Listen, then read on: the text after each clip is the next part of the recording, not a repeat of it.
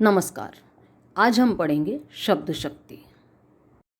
शब्द शक्ति से तात्पर्य शब्द की उस ताकत से है, शब्द की उस शक्ति से है जो उसके अर्थ का बोध करवाए, अर्थात शब्द की जिस शक्ति से शब्द या वाक्य का अर्थ ग्रहण किया जाता है उसे शब्द शक्ति कहते हैं।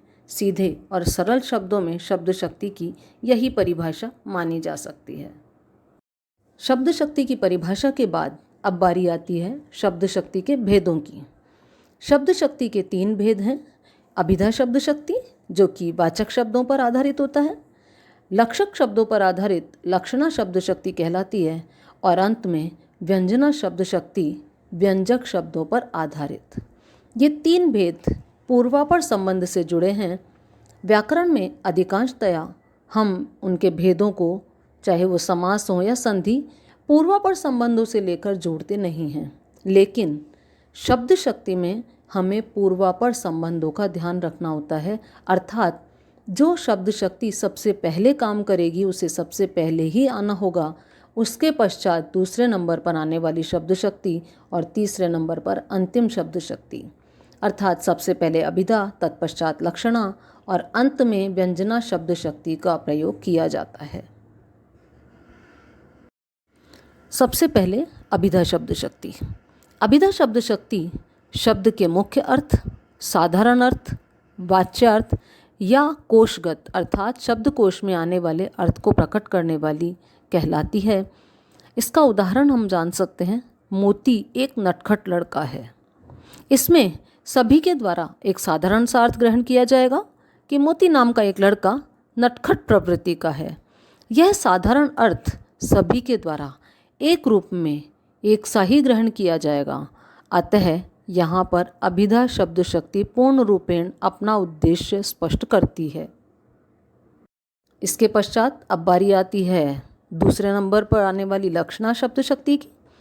शब्द के मुख्य अर्थ में बाधा उत्पन्न होने पर, जब किसी रूढ़ि अथवा प्रयोजन के आधार पर मुख्य अर्थ से संबंध रखने वाली अन्य अर्थ अर्थात लक्षार्थ का बोध कराने वाली लक्षणा शब्द शक्ति काम करती है, वहाँ लक्षार्थ ही अपना उद्देश्य पूर्ण करता है।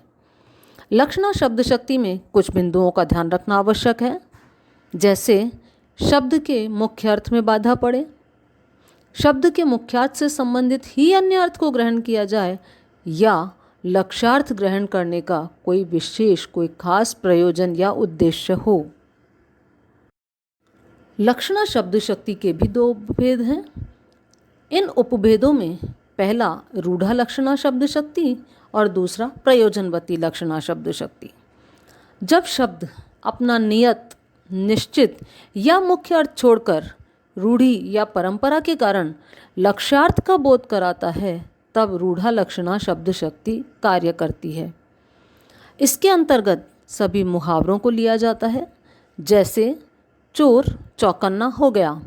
इसमें चोर के चौकन्ने अर्थात 4 कान वाला होने की बात की गई है, लेकिन किसी व्यक्ति का चौकन्ना अर्थात 4 कान वाला होना संभव नहीं।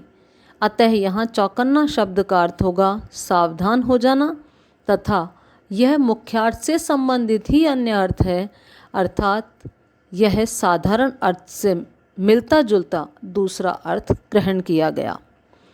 दूसरे नंबर पर प्रयोजनवती लक्षणा शब्द शक्ति। जहाँ मुख्यार्थ किसी प्रयोजन के कारण लक्ष्यार्थ का बोध कराए, वहाँ प्रयोजनवती लक्षणा शब्द शक्ति होती है।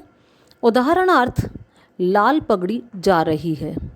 इसमें लाल पगड़ी जो कि एक निर्जीव वस्तु है, उसके जाने की बात की गई है, परंतु निर्जीव वस्तु का चलना सामान्य रूप से साधारण अर्थ के अनुसार अनुचित लगता है। अतः कहने वाले का आशय समझने के लिए हमें प्रयोजनवती लक्षणा शब्द शक्ति के द्वारा लक्ष्यार्थ ग्रहण करना होगा कि लाल पगड़ी पहनने वाला व्यक्ति अर्थात सिपाही, अर्थात जो व्यक्ति अधिकांशतया या कहें हमेशा लाल पगड़ी ही पहनता है, वह जा रहा है। यहाँ लक्षणा शब्द शक्ति ने अभिधा से मिलता जुलता मुख्यार्थ में बाधा पड़ने पर अपना एक नया अर्थ हमारे सामने रखा। अतः यहाँ पर लक्षणा शब्द शक्ति ही होगी। अंत में अब बात करते हैं व्यंजना शब्द शक्ति की। जब किसी शब्द के अभिप्रेत या इच्छित अर्थ का बोध ना तो मुख्यार्थ से हो, ना ही लक्ष्यार्थ से, अपितु कथन के संदर्भ के अनुसार अलग अलग अर्थ से या व्यंग्यार्थ से हो, तब व्यंजना शब्द शक्ति काम करती है। व्यंजना शब्द शक्ति के दो उपभेद हैं। पहला शाब्दी व्यंजना शब्द शक्ति, दूसरा आर्थी व्यंजना शब्द शक्ति। सबसे पहले शाब्दी व्यंजना शब्द शक्ति के बारे में। जब व्यंग्यार्थ शब्द विशेष के प्रयोग पर ही निर्भर हो, अर्थात शब्द के प्रयोग में यदि परिवर्तन कर दिया जाए तो शाब्दी व्यंजना नहीं होगी, अर्थात शब्द विशेष के प्रयोग पर निर्भर होने पर शाब्दी व्यंजना होगी। उदाहरण के लिए, पानी गए न उबरे मोती मानुष चून। इसमें पानी इस शब्द का एक बार प्रयोग होने पर भी भिन्न भिन्न लोगों के द्वारा अलग अलग अर्थ ग्रहण किए जाएंगे। अलग अलग शब्दों के साथ जुड़कर पानी शब्द का भिन्न अर्थ ग्रहण किया जाएगा, तब यहाँ शब्द आधारित होने के कारण शाब्दी व्यंजना होगी। अब आर्थी व्यंजना के बारे में। जब व्यंग्यार्थ शब्द विशेष पर निर्भर न होकर पर्याय अर्थात पर्यायवाची शब्द रखने पर भी बना रहे, तब व्यंजना शब्द शक्ति का यह भेद काम करता है। जैसे माँ ने कहा रात के 10 बज गए हैं। यह सुनकर पुत्र सोने की क्रिया में संलग्न होगा। यदि यही बात चौकीदार सुन ले तो वह अपने कर्तव्य पथ पर संलग्न होगा। इसी प्रकार घर में या बाहर कहीं भी अलग अलग लोग इसे सुनते हैं तो अपनी स्थिति अपने मंतव्य के अनुसार अलग अलग अर्थ ग्रहण करेंगे, और यही व्यंग्यार्थ बताने के कारण यहाँ व्यंजना शब्द शक्ति काम करेगी। प्राय तौर पर व्यंजना शब्द शक्ति के इन भेदों को शब्दालंकार तथा अर्थालंकार के द्वारा भी समझा जा सकता है। इस प्रकार अभिधा शब्द शक्ति, लक्षणा शब्द शक्ति और व्यंजना शब्द शक्ति का संक्षिप्त ज्ञान हमने प्राप्त किया। धन्यवाद।